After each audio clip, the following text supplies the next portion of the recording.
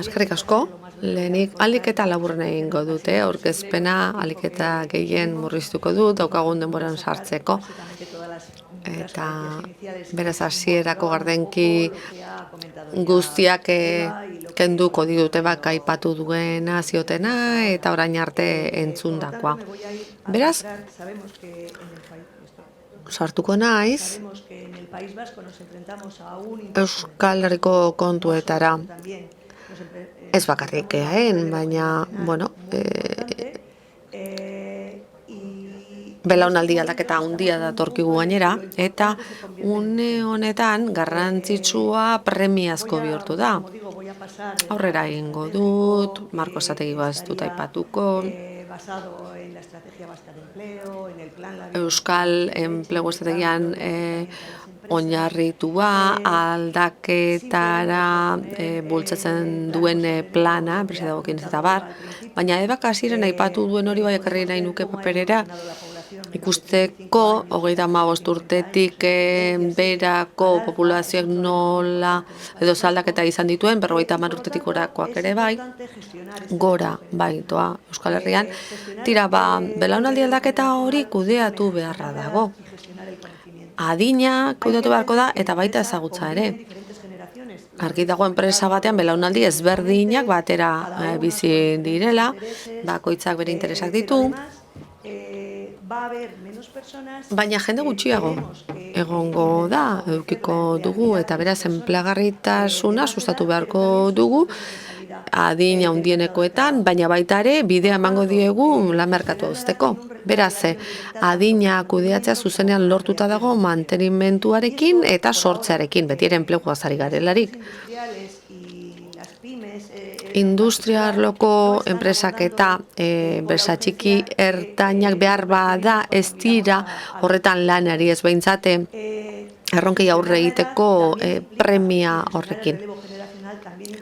Belaunaldi aldaketan, adinaren aldaketan, ezagutza ere kudeatu behar da, ez baita doan ateratzen. Ezagutza kudeatzeko pertsona kudeatu behar ditugu ezinbestean, eta horrek ez dauka garrantzia soilik erakundeentzat, oinarrian ezagutza duten erakunde horietan, baizik eta eraginkortasuna hobetu nahi duten erakunde guztiei eragiten die horrek merkatuan hobeto kokatzeko. Horren aurrean bi gauza egin ditzakegu, edo planifikatu dezakegu, edo gertatu dadin utzi dezakegu. Planifikatzen baldin badugu, pertsona giltzarriak edo giltzarri diren enpresak identifikatu ditzakegu, ikusi dezakegu noiz hartu beharko dieten lekua gero datozenek, eta gainera transizioak kudeatu beharko dira, baina plantilla osoarena. Eta oso garrantzitsua da, giltzarri diren lanpostu batzuk daudenean, non erretiro hartuko duten, lanpostu horietan daudenak, eta plantilla zenbat eta zarragoak izan, orduan eta garrantzitsuago da. Zein da erronka nagusia hor? Hori egiten ikastea, erakundeen barruan. Horregatik diseinatu dugu, Innobaskerekin batera, zerbitzu pilotu bat, lan mentoring deitu diogu, zerbitzu pilotu moduan sortu zen, baina asmoa da, programa egonkor bat bihurtzea 2023-2024 aurrera. Proiektu pilotu honen bitartez ikasi nahi dugu zeintzu diren enpresa txiki eta ertainen beharrak eta lortu eraginkortasuna ikusteko belaunaldi aldaketa hori nola kudeatu daiteken.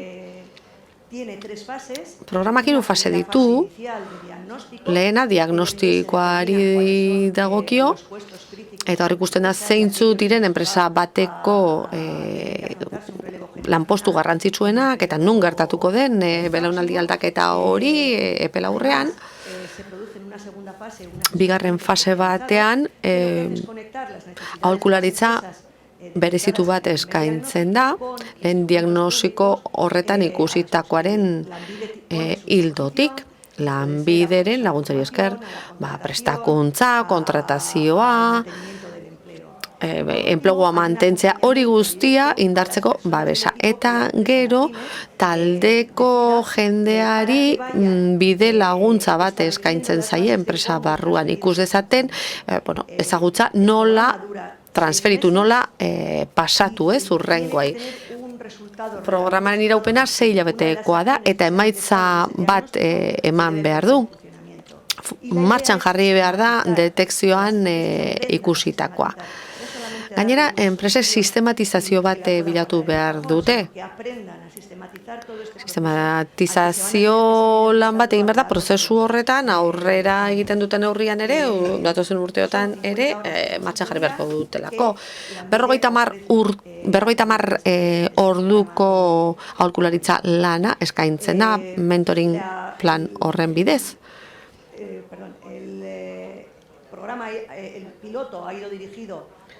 Programa pilotu hortan sartu dira 10 eta 250 profesionalen arteko enpresetara. Zergatik, uste dugulako baliabide gutxiago dituztela lan hori edo aldaketa hori modu sistematizatuan egiteko, gero bazartuago zeuden industriak, hartu ditugu, eta hasieran 60 enpresa hartu dira, eta hemen eskaera oso erraza zen, oso xinplea den. Ze enpresak ez genien zama bat eman nahi ez, prozesu honetan askotan gertatzen den moduan ez. Oso modu xinplean web horritik egin ziteken dana. Eta zertan datza programa? Edo nola doa? 56 enpresa dauzkagu, beste 4 sartzea daude, eta guztira 3.000 langile dauzkate.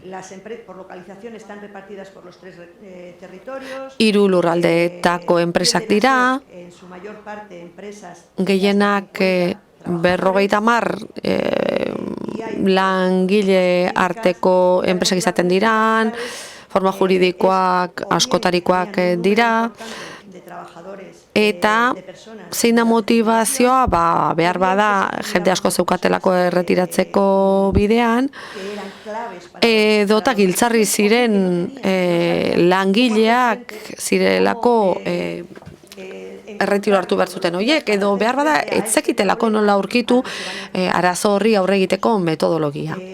Datozen urteotan etorriko den arazo horiei aurre egiteko. Aurkezpena bukatzeko irudi bat erakutsi nahi dizuet.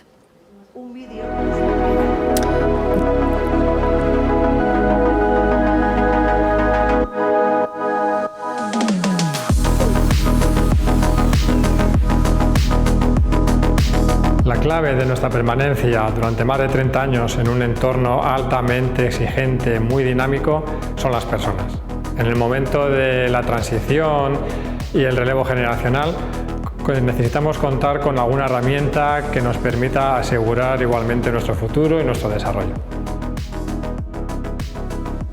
En Euskadi hay muchas empresas que van a tener un relevo generacional en los próximos años. Muchas veces no somos conscientes de que eso va a pasar. Hay empresas que por no planificar estas cuestiones pues acaban cerrando la persiana, ¿no? Y es un problema para Euskadi y es una pena que se pierdan empresas por este motivo.